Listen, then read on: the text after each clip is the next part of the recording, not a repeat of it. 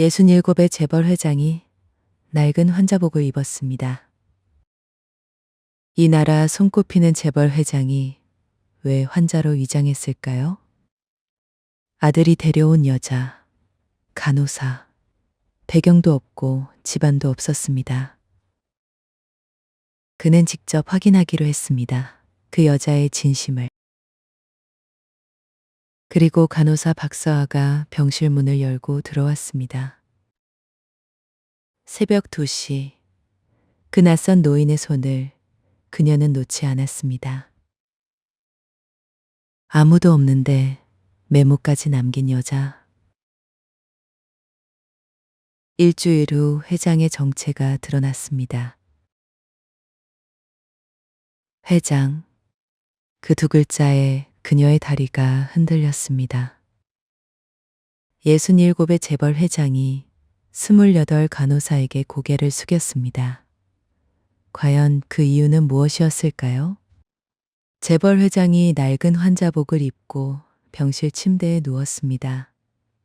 천장은 낮고 형광등 비친 희뿌연 흰색이었어요.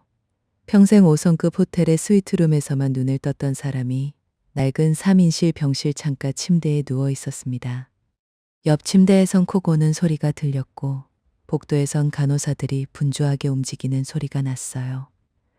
간호사가 문을 열고 들어오는 소리가 들렸습니다. 딸깍 소리와 함께 흰 가운 자락이 바닥을 스치는 소리가 났어요. 그는 눈을 감은 채로 숨을 고르게 내쉬었습니다. 이 여자가 정말 아들 곁에 있어도 될 사람인지 오늘 그 답을 찾아야 했어요. 그런데 아직 이 이야기가 어떻게 시작됐는지 모르시죠? 처음부터 들어보세요. 사연 시작하기 전에 구독 버튼을 눌러주시면 오늘 하루가 조금 더 특별해질 거예요. 2024년 3월의 어느 저녁이었습니다. 서울 한복판에 우뚝 솟은 57층짜리 빌딩 꼭대기 한성그룹 회장실. 강민준 회장은 통유리 창 너머로 도시의 야경을 내려다보고 있었습니다. 67이라는 나이가 믿기지 않을 만큼 곧은 어깨와 날카로운 눈빛, 손끝 하나, 표정 하나에서도 흐트러짐이 없는 사람이었어요. 이 나라에서 한성그룹을 모르는 사람은 없었습니다. 건설, 금융, 바이오까지 손을 뻗은 대한민국 손꼽히는 그룹의 수장. 50년 가까운 세월 동안 그는 항상 이 도시를 내려다보는 쪽에 서 있었어요. 하지만 오늘 밤 그의 눈빛은 평소와 조금 달랐습니다. 날카로움 속에 무언가 흔들리는 게 있었어요. 책상 위에는 오늘 아침 비서가 올려둔 보고서가 펼쳐져 있었습니다. 2분기 매출 2조 원 돌파, 해외 진출 프로젝트 최종 승인, 숫자는 완벽했어요. 어떤 기준으로 봐도 흠잡을 데가 없었습니다. 하지만 회장의 시선은 그 숫자들이 아닌 창밖 어딘가를 향해 있었어요. 사람 생각을 하고 있었던 거였습니다. 정확히는 재원 생각이었어요. 재원이 말했던 그 이름이 계속 머릿속을 맴돌았습니다. 박서아, 간호사, 배경 없는 여자. 바로 그때 노크 소리가 들렸습니다. 들어오게. 회장의 목소리는 낮고 무거웠어요. 들어온 사람은 아들, 강재원이었습니다. 29의 재원은 아버지와는 달리 눈매가 부드럽고 웃음이 많은 청년이었어요. 아버지를 닮아 키가 컸지만 돌아가신 어머니를 닮아 눈이 따뜻했습니다.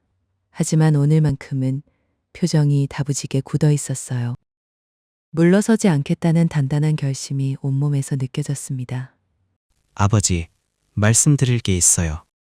회장은 서류에서 눈을 떼지 않은 채 짧게 대답했습니다. 얘기해봐라. 재원은 한 걸음 더 다가섰어요. 그리고 천천히 오래 생각해온 말을 꺼냈습니다. 결혼하고 싶은 사람이 있어요. 그 순간 회장의 손이 멈췄습니다. 천천히 고개를 들었어요. 눈빛이 달라졌습니다. 누구냐? 대학교 때 만났어요. 지금은 세브란스 병원에서 간호사로 일하고 있어요. 짧은 정적이 흘렀습니다. 간호사? 예. 집안은? 재원이 잠깐 망설이다 대답했어요. 아버지는 안 계시고요. 어머니께서 식당을 운영하세요. 회장의 손가락이 책상을 두드리기 시작했습니다. 탁, 탁, 탁, 탁, 탁. 그 소리가 넓은 회장실 안에 메아리처럼 울렸어요. 1초, 2초, 3초. 두 사람 사이에 긴 침묵이 흘렀습니다. 한송그룹 후계자가 배경도 없는 여자와 결혼한다는 게 말이 되는 소리냐? 목소리는 낮았지만 그 안에 단단한 벽이 느껴졌습니다. 아버지, 내가 이미 대상그룹 회장 딸과 혼사 이야기를 해놨다. 그쪽도 나쁘지 않다. 회장은 말을 자르듯 끊었어요. 가문의 명예라는 게 있어. 격이 맞는 사람을 맞이해야 한다. 하지만 재호는 물러서지 않았습니다. 눈을 내리깔지도 않았어요. 아버지, 저는 서아가 아니면 결혼하지 않겠습니다. 그 말이 단칼처럼 떨어졌어요. 회장은 그 눈빛을 오래 바라봤습니다. 평생 조용하고 순했던 아이였는데 처음으로 물러서지 않는 눈빛이었어요. 무언가 단단히 결심한 사람의 눈빛이었습니다. 재원은 손에 들고 온 사진 한 장을 책상 위에 조용히 내려놓고 돌아섰습니다. 문을 닫는 소리가 들렸어요. 딸깍. 회장은 혼자 남았습니다. 오랫동안 그 사진을 바라봤어요. 환하게 웃고 있는 여자, 간호사 유니폼을 입은 평범해 보이는 얼굴이었습니다. 하지만 눈빛만큼은 평범하지 않았어요. 따뜻하면서도 단단한 눈빛이었습니다. 그날 밤 회장은 오래된 앨범을 꺼냈습니다. 먼저 세상을 떠난 아내의 사진을 펼쳤어요. 젊은 날의 아내가 웃고 있었습니다. 아내도 처음엔 반대가 심했었죠. 아내의 아버지가 회장에게 했던 말이 지금도 생생했습니다. 가진 것도 없는 놈이 내 딸한테 무슨 자격으로? 그때 회장은 이를 악물고 10년을 버텼습니다. 그래서 지금의 한성그룹이 있었어요. 그는 앨범을 덮었습니다. 그리고 비서 최 부장에게 전화를 걸었어요. 내일 일정 다 비워줘. 세브란스 병원 관련해서 준비할 게 있어.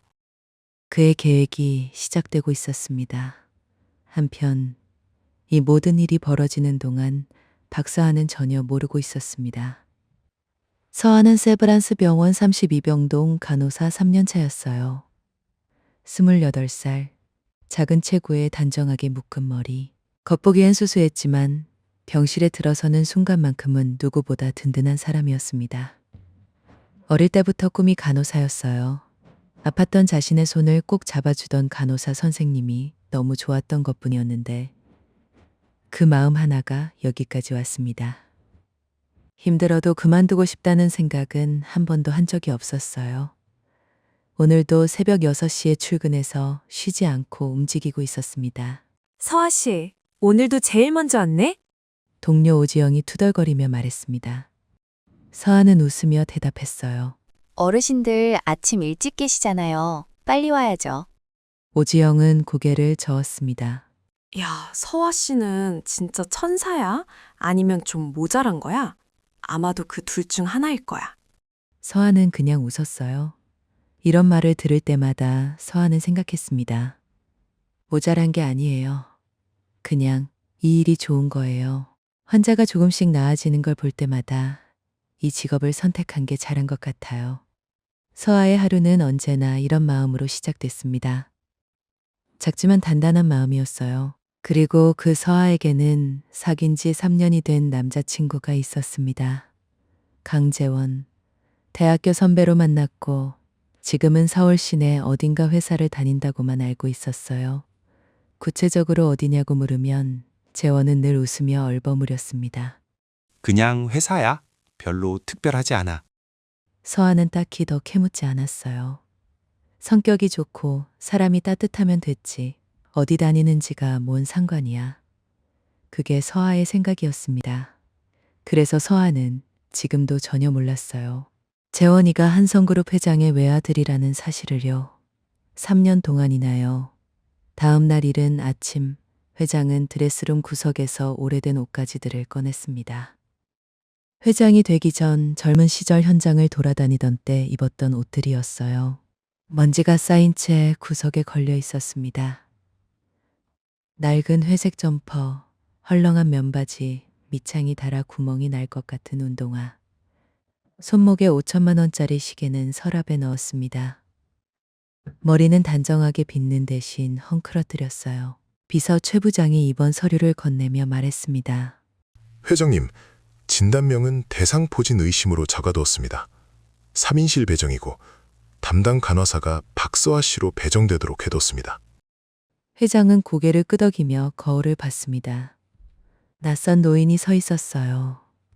67이 맞긴 한데 회장의 기운을 다 걷어내니 그냥 동네 어디서나 볼 수 있는 할아버지였습니다. 아무도 알아보지 못할 것 같았어요. 수고했어. 이건 아무도 몰라야 해. 물론입니다, 회장님. 회장은 조용히 집을 나섰습니다. 지하철을 타고 병원으로 향했어요. 30년 만에 타는 지하철이었습니다. 세브란스 병원 서리투 병동. 강민이라는 가짜 이름으로 입원 수속을 밟았어요. 3인실 창가 침대에 누웠습니다. 천장이 낯설었어요. 옆 침대에 70대 노인이 말을 걸었습니다. 어디가 안 좋아서 오셨어요? 등이 좀 아파서요. 회장이 낮게 대답했습니다. 노인이 고개를 끄덕였어요. 나는 무릎이요. 아이고, 나이 들면 다 그렇지 뭐. 여기 간호사들이 참 친절하더라고. 특히 박 간호사가 제일 좋아. 빨리 낫게 해준다니까. 회장은 속으로 생각했습니다. 두고 보자.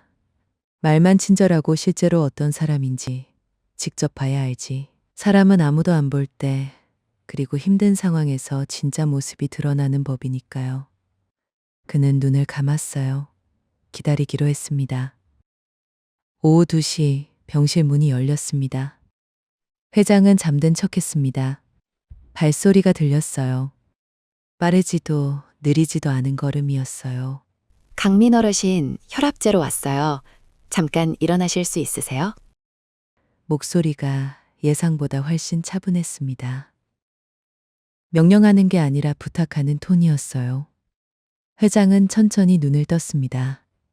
서아를 올려다봤어요. 흰 가운, 단정하게 묶은 머리, 작은 체구, 그리고 눈에 띄게 밝은 눈빛이었습니다.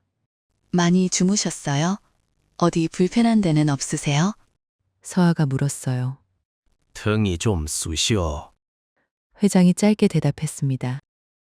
서아는 고개를 끄덕이며 혈압계를 꺼냈습니다. 대상포진이 처음엔 그러실 수 있어요. 오늘 저녁 약 드시면 좀 나아지실 거예요. 혈압계를 팔에 두르면서 자연스럽게 물었어요. 식사는 하셨어요? 입맛이 없어서. 그러셨군요. 혹시 어르신 좋아하시는 음식이 있으세요? 구내식당 메뉴가 입맛에 안 맞으시는 분들이 많아서요. 제가 영양사 선생님께 말씀드려 볼게요. 회장은 잠깐 멈칫했습니다.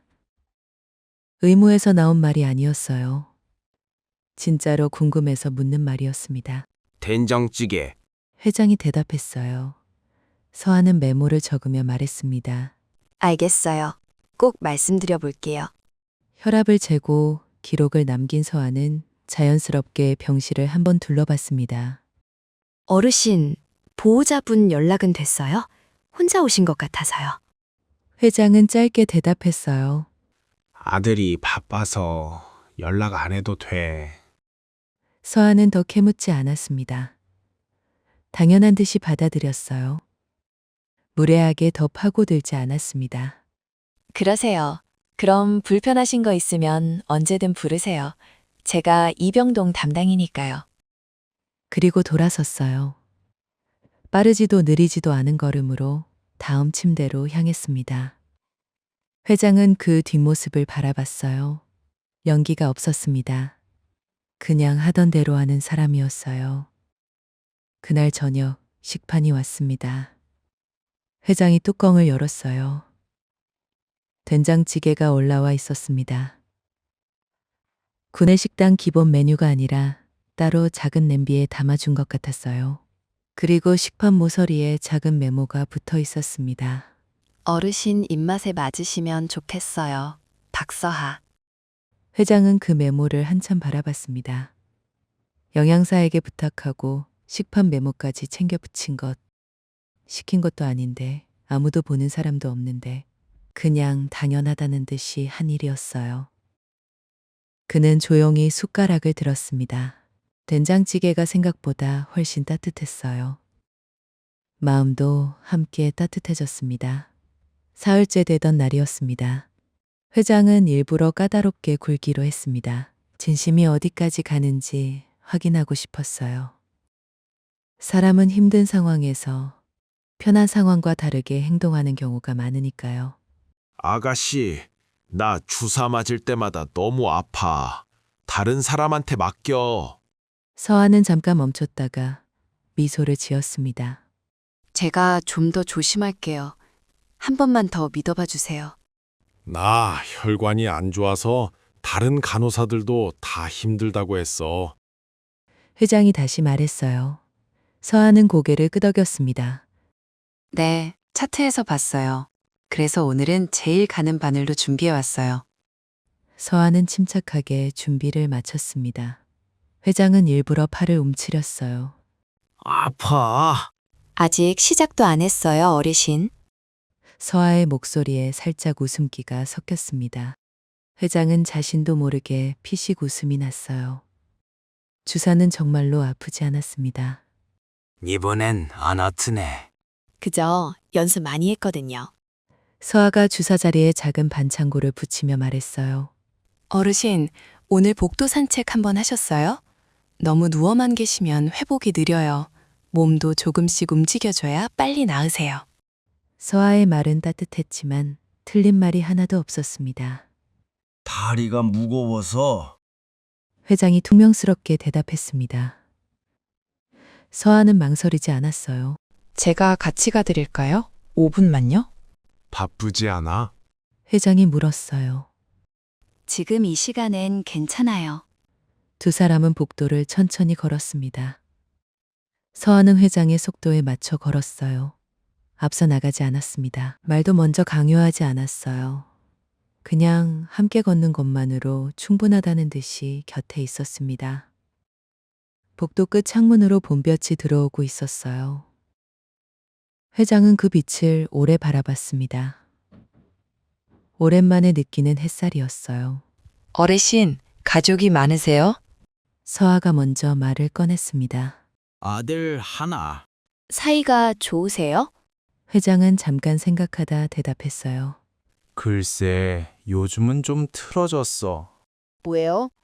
아버지 말을 안 들어서. 서아가 고개를 끄덕이며 말했습니다. 아버지 입장에서는 속상하시겠다. 근데 어르신, 아들이 말을 안 듣는 건 그만큼 자기 생각이 생겼다는 거잖아요.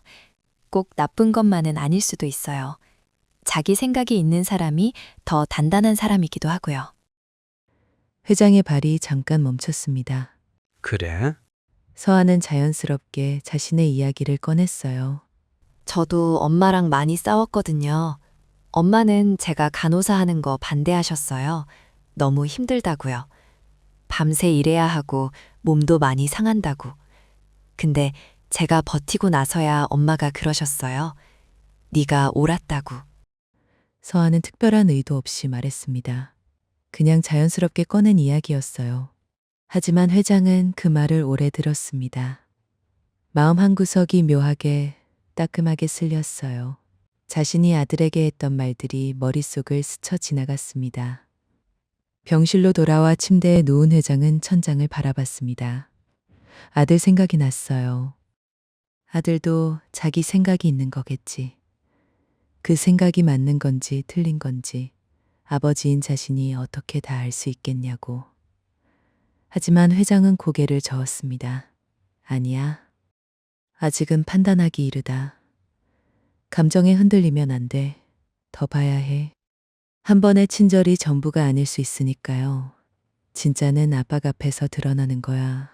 그는 눈을 감았어요. 내일도 이 여자를 지켜봐야 했습니다. 아직 마음을 열기에는 이르다고 그는 스스로에게 말했어요. 닷새째 밤이었습니다. 회장은 새벽 2시에 콜 버튼을 눌렀어요. 야간 당직 시간이었습니다. 가슴을 움켜쥐고 힘겨운 표정을 지었어요. 얼마 지나지 않아 서아가 뛰어왔습니다. 병실 문이 빠르게 열렸어요. 뛰어오느라 숨이 살짝 찬 모습이었습니다. 어르신, 어디가 불편하세요? 가슴이 좀 답답한데 숨이 잘 안 쉬어지는 것 같기도 하고. 서아의 표정이 순간 바뀌었습니다. 당황했지만 흔들리지 않았어요. 즉시 산소 포화도를 측정하고 맥박을 확인했습니다. 수치를 빠르게 눈으로 읽고 담당 의사에게 호출을 넣었어요. 어르신, 지금 바로 의사 선생님 호출할게요. 잠깐만요. 서아는 빠르게 호출을 넣었습니다. 그러면서도 회장의 손을 놓지 않았어요. 무서우시면 제 손 잡으세요. 괜찮아요. 회장은 그 손을 느꼈습니다. 작고 차가운 손이었어요. 하지만 힘이 있었습니다. 새벽 2시, 이 시간에 뛰어와서 손을 잡아주는 사람. 의무라서 하는 게 아니라 진심이 담긴 손이었어요. 회장은 눈을 감은 채로 가슴 한구석이 서서히 저려오는 걸 느꼈습니다. 연기였는데 마음이 진짜로 흔들렸어요. 당직 의사가 왔습니다. 검사 결과 이상 없음. 의사가 안심하고 나가고 나서야 서아는 조용히 한숨을 내쉬었습니다. 회장이 그걸 봤어요. 많이 놀랐지? 솔직히 많이요. 미안해. 아니에요. 이런 게 저희 일이에요. 서아는 이불을 여며주며 말했습니다.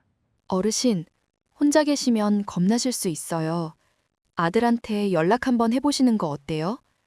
서운한 거 있어도 보고 싶으면 보고 싶다고 하셔도 돼요. 어른이라고 다 참아야 하는 건 아니잖아요. 그 말이 회장의 마음속 어딘가를 건드렸습니다. 회장은 천장을 바라봤습니다. 아비가 먼저 연락하기가 좀 그렇지. 아버지가 먼저 하시면 아들이 더 좋아할 거예요. 분명히요. 서아는 커튼을 살짝 쳐주고 조용히 나갔습니다. 발소리가 점점 멀어졌어요. 회장은 새벽 어둠 속에서 오래 눈을 뜨고 있었어요. 이 여자가 재원이 옆에 있다면 재원이 아플 때 이렇게 손을 잡아줄 것이다. 재원이 힘들 때 이렇게 옆에 있어 줄 것이다. 생각이 거기까지 갔습니다. 마음이 흔들리기 시작했어요. 오래된 벽이 조금씩 무너지고 있었습니다. 다음 날 아침 회장은 다시 한번 마음을 다잡았습니다. 아직이야. 한 번 더 봐야 해. 좋은 모습만 본 거야. 진짜 아빠가 앞에서 어떤 사람인지 그걸 봐야 한다고. 그날 오전 회장은 일부러 서아에게 화를 냈습니다. 아가씨, 나 어제부터 계속 약이 쓴데 다른 약으로 바꿔달라고 했잖아. 왜 아직도 그대로야? 서아는 표정 하나 바꾸지 않고 차트를 확인했어요. 어르신, 지금 드시는 약은 담당 선생님이 지정해 주신 거라 제 임의로 바꿀 수가 없어요. 그럼 선생님한테 말해서 바꿔달라고 해. 네, 회진 때 말씀드릴게요. 지금 당장 안 돼? 회진 시간이 오전 10시라서요. 그때 여쭤봐 드릴게요. 회장은 일부러 더 투덜거렸습니다. 에이, 그럼 오래 기다려야 하잖아. 죄송해요, 어르신. 규정상 회진 전에는 처방을 바꿀 수 없어요. 서아의 목소리는 여전히 차분했습니다. 짜증을 내거나 한숨을 쉬거나 표정을 구기지 않았어요. 원칙을 말하면서도 무례하지 않았습니다. 안 된다고 말하면서도 상대를 존중하는 방식이었어요. 회장은 속으로 생각했습니다. 흔들리지 않는 사람이네. 오전 10시. 회진이 끝나고 서아가 다시 왔습니다. 어르신, 담당 선생님께 말씀드렸어요. 약이 쓰게 느껴지시면 물 많이 드시면 도움이 된다고 하셨어요. 그리고 이것도 가져왔어요. 서아는 작은 사탕 하나를 내밀었습니다. 약 드신 후에 입이 쓰실 때 드세요. 박하사탕인데 좀 나을 거예요. 회장은 그 사탕을 받아들었습니다. 작은 사탕 하나. 하지만 그 안에 담긴 마음이 결코 작지 않았어요. 이건 규정도 아니고 의무도 아닌 순수한 마음이었습니다. 보는 사람도 없는데 아무 보상도 없는데 하는 일이었어요. 그날 오후 병실에 작은 소란이 일었습니다. 옆 침대의 70대 노인이 갑자기 구토를 시작했어요. 서아가 제일 먼저 뛰어왔습니다. 빠르게 상황을 파악하고 의사를 불렀어요. 동료 오지영 간호사도 달려왔습니다. 둘이 함께 노인을 부축하면서 서아는 차분하게 지시했어요. 지영 씨, 링거 교체 부탁해요. 저는 여기 계속 있을게요. 소란이 가라앉고 나서도 서아는 한참 동안 노인 곁에 있었습니다. 노인이 완전히 안정될 때까지 자리를 떠나지 않았어요. 자기 업무가 밀리는데도요. 회장은 그 모습을 지켜봤습니다. 소란이 끝난 후 서아가 회장 침대 쪽으로 왔어요. 어르신 많이 놀라셨죠? 괜찮으세요? 나보다 저 할아버지가 더 힘드셨겠지. 회장이 말했습니다. 서아가 웃었어요. 맞아요. 근데 어르신도 많이 놀라셨겠다 싶어서요. 회장은 그 미소를 봤습니다. 자기가 고생하고 나서도 옆에 있던 사람이 놀랐을까봐 먼저 챙기는 사람. 참 이상한 여자였어요. 좋은 의미로 이상한 사람이었습니다. 이런 사람이 세상에 있다는 게 신기했어요. 엿새째 저녁이었습니다. 서아가 퇴근 준비를 하다가 회장의 병실에 잠깐 들렀어요. 어르신, 저 오늘 퇴근해요. 내일 낮에 다시 올게요. 야간은 다른 선생님이 담당이시니까 불편하시면 부르세요. 알았어. 회장이 짧게 대답했습니다. 서아가 나가려다 멈췄어요. 어르신, 아들한테 연락 안 하셨어요? 아직. 그럼 오늘 해보세요. 자다가도 문득 생각나면 연락하고 싶어지거든요. 보고 싶을 땐 보고 싶다고 해도 돼요. 그게 약한 게 아니에요. 그 말을 남기고 서아는 나갔습니다. 발소리가 점점 멀어졌어요. 회장은 한참 동안 휴대폰을 바라봤습니다. 그리고 재원의 번호를 눌렀어요. 신호가 갔습니다. 1번, 2번, 3번. 아버지? 재원이 받았어요. 목소리가 놀라워 있었습니다. 그래. 밥은 먹었냐? 짧은 정적이 흘렀습니다. 네, 먹었어요. 아버지는요? 회장은 잠깐 멈췄어요. 나도 먹었어. 또 전화하마. 그리고 끊었습니다. 재원은 전화기를 한동안 바라봤어요. 아버지가 먼저 전화를 했습니다. 40년 가까이 살면서 처음 있는 일이었어요. 재원은 그 짧은 통화가 이상하게 눈물이 날 것 같았습니다. 일주일째 되던 날 오전이었습니다. 퇴원 수속을 밟으러 온 최 부장이 병원 로비에 서 있었어요. 고급 정장 차림이었습니다. 마침 서아가 다른 층 업무를 마치고 로비를 지나가다 그 모습을 봤어요. 환자가 퇴원하는가 싶어 인사차 옆으로 다가갔는데 비서 최 부장이 허리를 굽혀 회장님 고생하셨습니다. 밖에 차 대기해뒀습니다. 라고 말해버렸습니다. 옆에서 듣고 있던 서아는 깜짝 놀랐습니다. 서아 손에 들고 있던 차트가 스르르 미끄러졌어요. 차트가 복도 바닥에 떨어지는 소리가 났습니다.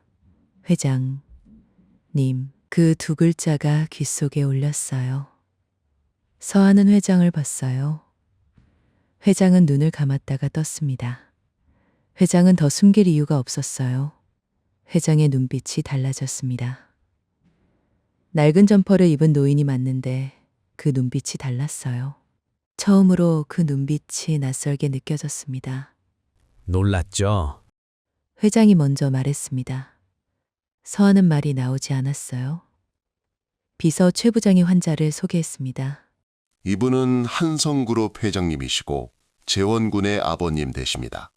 서하의 다리가 흔들렸어요. 서하의 얼굴이 하얗게 질렸습니다. 무릎이 떨렸어요. 일주일 동안 자신이 돌봐온 환자가 재원 씨의 아버지였다는 것, 그리고 자신이 시험을 받고 있었다는 것. 두 가지 충격이 한꺼번에 왔습니다. 그리고 한 가지가 더 있었어요. 재원 씨가 한성그룹 아들이라는 것. 3년을 사귀면서도 전혀 몰랐던 사실. 궁금증이 한꺼번에 쏟아졌습니다. 저한테 화가 나셨으면 직접 말씀하시지요. 목소리가 떨렸어요. 서한은 울지 않으려 했지만 눈가가 이미 붉어져 있었습니다. 회장은 조용히 말했습니다. 앉아요. 로비 소파에 두 사람이 마주 앉았습니다. 시험한 거 봤소. 미안합니다. 회장이 먼저 말했어요. 서한은 고개를 들었습니다. 나는 평생 사람을 조건으로 봤어요. 집안, 배경, 재산. 그게 전부인 줄 알았소. 하지만 당신은 회장이 잠깐 말을 멈췄습니다. 새벽 2시에 낯선 노인 손을 잡아줬어요. 된장찌개 메모를 남겼고 복도를 같이 걸어줬습니다. 그리고 아들한테 먼저 연락하라고 했지. 서한은 손을 꼭 쥐었습니다. 눈물이 맺혔어요. 그 말이 나한테 하는 말인 줄 몰랐어? 회장이 물었습니다. 서한은 고개를 저었어요. 그냥 외로워 보이셔서요. 회장의 눈가가 붉어졌습니다. 67 평생. 처음으로 누군가가 자신을 외로운 사람으로 봐줬어요. 회장이 아니라 그냥 사람으로. 수십 년 동안 아무도 그렇게 봐준 사람이 없었습니다. 다들 회장님만 했으니까요. 회장은 목이 메어 잠깐 말을 잇지 못했습니다. 서한은 그 침묵을 기다렸어요. 재촉하지 않았습니다. 기다리는 것도 이 사람의 방식이었어요. 재원이 눈이 틀리지 않았네요. 회장이 조용히 말했습니다. 서하 씨, 당신이 우리 며느리로 들어왔으면 합니다. 서하의 눈에서 눈물이 한 방울 흘러내렸습니다. 참으려 했는데 이미 늦었어요. 그리고 잠깐 고개를 들었습니다. 잠깐만요. 목소리가 떨렸습니다. 아직 확인해야 할 게 있어요. 회장이 의아한 표정으로 바라봤어요. 서하는 숨을 한번 들이쉬었습니다. 그리고 천천히 오래 참아온 말을 꺼냈어요. 재원 씨가 한성그룹 아들인 거 저 정말 몰랐어요. 3년 동안요. 회장은 고개를 끄덕였습니다. 알고 있어. 재원이도 말하지 말라 했고. 그런데 저 묻고 싶은 게 있어요. 서하가 말했습니다. 말해봐요. 아버님이 처음에 저를 못마땅하게 보신 건 제가 가난해서였는지요? 아니면 제가 어떤 사람인지 몰라서였는지요? 회장은 잠시 침묵했습니다. 그 질문이 날카롭게 가슴을 찔렀어요. 피하고 싶었지만 피할 수 없는 질문이었습니다. 솔직히 말하겠어. 처음엔 둘 다였어요. 회장이 대답했습니다. 가난한 집안도 마음에 걸렸고 어떤 사람인지도 몰랐으니까. 근데 지금은요? 서하가 물었어요. 지금은 두 번째 이유만 남았소. 그리고 그 두 번째 이유가 이번 주에 풀렸어요. 서하는 잠깐 회장을 바라봤습니다. 그리고 천천히 고개를 끄덕였어요. 감사합니다. 솔직하게 말씀해 주셔서요. 그리고 회장은 잠깐 망설이다 조용히 물었습니다. 재원이 재벌 아들인 거 알았어도 당신 마음이 달라졌겠어. 서하는 잠깐 생각했어요. 설레기는 했겠죠. 근데 무섭기도 했을 것 같아요. 제가 감당할 수 있을까 싶어서요. 저 같은 사람이 그 자리에 맞는 사람인지도 모르겠고요. 회장은 그 말에 입꼬리가 올라갔습니다. 솔직한 사람이네. 서하도 웃었어요. 지금도 솔직히 무서워요. 회장은 고개를 끄덕였습니다. 그래도 괜찮소. 무서우면 무섭다고 하면 돼. 우리 집이 그렇게 무서운 집은 아니니까 함께 해 나가면 되는 거요. 그날 저녁 재원에게 전화가 왔습니다. 아버지, 서한테 다 들었어요. 재원의 목소리가 복잡했습니다. 기쁘면서도 뭔가 할 말이 있는 목소리였어요. 그래. 회장은 짧게 대답했습니다. 왜 그러셨어요? 무서웠어. 네가 잘못된 선택을 할까 봐. 재원은 잠깐 침묵했습니다. 그리고 조용히 오래 묵혀뒀던 말을 꺼냈어요. 아버지, 어머니 돌아가셨을 때 누가 아버지 손 잡아드렸어요? 회장은 대답하지 못했습니다. 창밖을 바라봤어요. 밤하늘이 어두웠습니다. 저요. 저 혼자였잖아요. 재원의 목소리가 조금 갈라졌습니다. 서아는 그런 사람이에요. 아버지 옆에 아무도 없을 때 손잡아주는 사람이요. 회장의 눈에서 눈물이 흘렀습니다. 소리 없이. 전화기 너머로 아들의 숨소리만 들렸어요. 한참 후에 회장이 말했습니다. 알았어. 데리고 와라. 재원이 대답하기까지 잠깐 시간이 걸렸어요. 목이 메었던 거였습니다. 감사합니다, 아버지. 그 말에 회장은 아무 대답도 하지 않았습니다. 하지만 입꼬리가 올라가고 있었어요. 오랜만에 느끼는 감정이었습니다. 한편 서아는 집에 돌아와 침대에 털썩 앉았습니다. 머릿속이 아직도 정리가 안 됐어요. 재원이가 재벌 아들이었다는 것, 그 아버지가 환자로 위장해 자신을 지켜봤다는 것, 어느 것 하나 쉽게 소화되는 내용이 아니었습니다. 멍하니 앉아있다 보니 눈물이 났어요. 억울한 건 아닌데 그냥 눈물이 났습니다. 한참을 그렇게 있다가 서아는 엄마에게 전화를 했어요. 엄마, 나 오늘 엄청난 일이 있었어. 목소리가 여전히 떨렸습니다. 무슨 일이야? 엄마의 목소리에 걱정이 담겼어요. 재원이 오빠가 재벌 아들이래. 잠깐의 정적이 흘렀습니다. 뭐? 한성그룹 아들이래, 엄마. 또 잠깐의 정적. 그리고 엄마가 말했어요. 야, 박소아, 너 그거 알고 사귄 거야? 몰랐던 거야? 몰랐지. 서아가 울먹이며 대답했습니다. 엄마가 한숨을 쉬었어요. 야, 어쩌냐. 근데 서하야. 엄마 목소리가 조금 낮아졌어요. 그쪽 아버지는 뭐래? 서아는 잠깐 멈췄습니다. 며느리 해달라고 하셨어. 짧은 정적이 흘렀어요. 엄마가 말을 고르는 소리가 들렸습니다. 엄마. 서아가 불렀습니다. 서하야. 엄마 목소리가 조금 떨렸어요. 너 그 사람 좋아? 서아가 조용히 대답했습니다. 그럼 됐어. 나머지는 다 따라가는 거야. 서아는 전화기를 쥔 채로 소리 없이 울었습니다. 엄마의 말이 참 짧은데 참 많은 걸 담고 있었어요.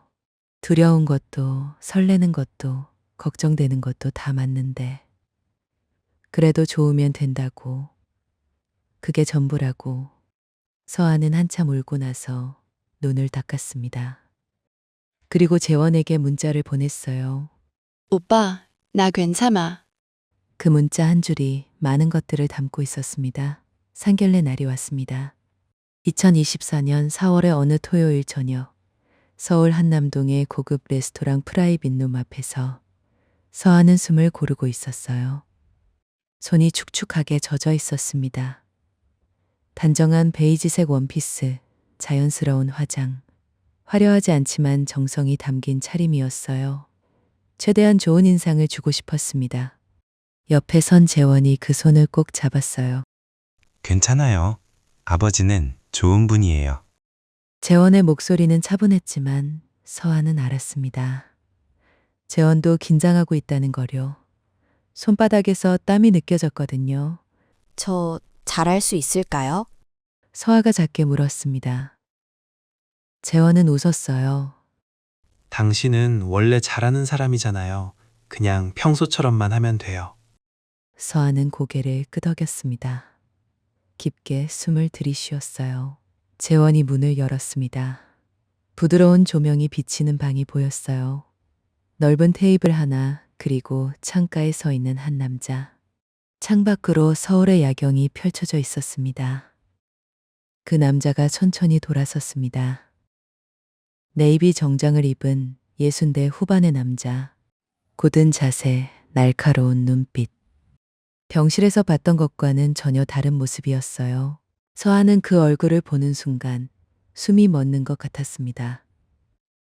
낡은 점퍼를 입고 침대에 누워있던 그 얼굴이었어요.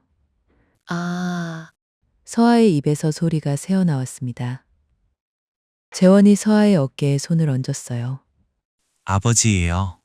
한성그룹 회장. 서아의 머릿속이 하얗게 변했습니다. 일주일 동안 돌봤던 강민 어르신과 지금 눈앞에 강민준 회장이 한 사람이라는 것. 그리고 그 사람이 재원의 아버지라는 것. 이 모든 것이 한꺼번에 머릿속에서 맞물렸어요. 다리가 풀릴 것 같았습니다. 앉아요. 회장이 부드럽게 말했습니다. 처음 보는 목소리였어요. 병실에서 들었던 것보다 훨씬 부드럽고 따뜻한 목소리. 세 사람이 자리에 앉았습니다. 한참 동안 침묵이 흘렀어요. 서아는 고개를 들 수 없었습니다. 무릎 위에 올려놓은 손이 떨리고 있었어요. 회장이 먼저 입을 열었습니다. 많이 놀랐죠? 네. 서아가 솔직하게 대답했습니다. 회장은 고개를 끄덕였어요. 미안합니다. 이런 방식으로 만나게 해서. 따뜻한 조명 아래 세 사람의 얼굴이 조용히 빛났습니다. 괜찮습니다. 서아가 고개를 저었습니다. 아버님도 확인하고 싶으셨던 거잖아요. 저 같아도 그랬을 것 같아요. 회장은 그 말에 잠깐 멈췄습니다. 그리고 테이블 위에 무언가를 내려놓았어요. 작은 메모지였습니다. 어르신 입맛에 맞으시면 좋겠어요. 박서아. 서아가 식판에 붙여줬던 바로 그 메모였어요. 일주일 내내 가지고 계셨던 거였습니다. 이거 기억해요? 서아의 눈에 눈물이 맺혔습니다. 기억해요. 그냥 당연한 거라 생각해서 한 건데요. 당연한 게 아니요. 회장이 말했습니다. 나는 평생 사람을 겉모습으로 봤어요. 집안이 어떤지, 재산이 얼마인지, 그게 사람의 가치를 결정한다고 생각했소. 회장의 목소리가 낮아졌습니다. 하지만 당신을 보면서 깨달았어요. 내가 얼마나 잘못된 기준으로 살아왔는지를요. 그리고 또 하나, 재원이 엄마가 세상을 떠난 이후로 이렇게 마음이 따뜻해진 적이 없었소. 서아는 눈물을 참으려 했지만 이미 볼 위로 흘러내리고 있었습니다. 재원도 눈가가 붉어졌어요. 회장이 자리에서 천천히 일어났습니다. 그리고 서아에게 걸어왔어요. 용서해 주세요. 당신을 의심했던 것, 배경이 없다고 선입견을 가졌던 것 모두 내 잘못입니다. 회장이 허리를 숙였습니다. 67의 회장이 28배 간호사에게 고개를 숙였어요. 로비에서 다시 한번 깊이 서하는 자리에서 벌떡 일어났습니다. 그리고 회장의 두 손을 맞잡았어요. 아버님, 고개 드세요. 제발요. 목소리가 떨렸습니다. 저는 괜찮아요. 정말요. 회장이 고개를 들었습니다. 두 사람이 마주봤어요. 제가 더 감사해요. 저 같은 사람을 받아주셔서요. 서아가 말했습니다. 회장은 고개를 저었어요. 아니요. 내가 더 감사해요. 이런 며느리를 맞이하게 돼서. 그리고 회장은 서아를 안았습니다. 아버지가 딸을 안는 것 같은 포옹이었어요. 서아도 회장을 안았습니다. 평생 아버지가 없었던 서아에게 처음으로 느끼는 아버지의 온기였어요. 그 온기가 너무 따뜻해서 서아는 한동안 그 자리를 떠날 수가 없었습니다. 아무도 말하지 않았어요. 재원은 그 모습을 보며 조용히 웃었습니다. 눈물이 흘렀지만 행복한 눈물이었어요. 회장이 서아를 놓고 재원을 바라봤습니다. 재원아, 예, 아버지. 고맙다. 네가 먼저 알아봐줘서. 재원은 코끝이 빨개졌어요. 아버지가 행복하셨으면 좋겠어요. 회장은 고개를 끄덕였습니다. 세 사람은 자리에 앉아 식사를 시작했어요. 처음으로 가족처럼 대화가 끊이지 않았습니다. 웃음이 났고 눈물이 났고 또 웃었어요. 오래도록 이어지는 저녁이었습니다. 식사가 끝날 무렵 회장이 조용히 물었습니다. 서아 씨, 하나만 물어봐도 될까요? 서아가 고개를 끄덕였어요. 재원이를 처음 만났을 때 어떤 집 아들인지 알아보려 하지 않았어? 서한은 잠깐 생각하다 대답했습니다. 딱히요. 좋은 사람인 것 같으면 됐지. 집이 어떤지는 별로 중요하지 않았어요. 사람이 좋으면 다 따라오더라고요. 회장은 그 말을 들으며 오래 고개를 끄덕였습니다. 그리고 조용히 말했어요. 그래요. 그게 맞는 거야. 내가 틀렸고 당신이 맞았어요. 처음부터 내내요. 봄바람이 불었습니다. 창문 틈으로 들어온 바람이 레스토랑 안을 부드럽게 감쌌어요. 따뜻한 바람이었습니다. 겨울이 끝나고 봄이 오는 것처럼 회장의 마음에도 오래간만에 봄이 찾아왔어요. 오래 닫혀있던 문이 드디어 열린 것 같았습니다. 새벽 2시에 잡아줬던 그 손이 결국 이 자리까지 이어졌어요. 사람의 진심은 조건보다 오래가는 법이니까요. 오늘 이야기 어떠셨나요? 마음에 울림이 있으셨다면 구독과 좋아요로 마음을 전해주세요.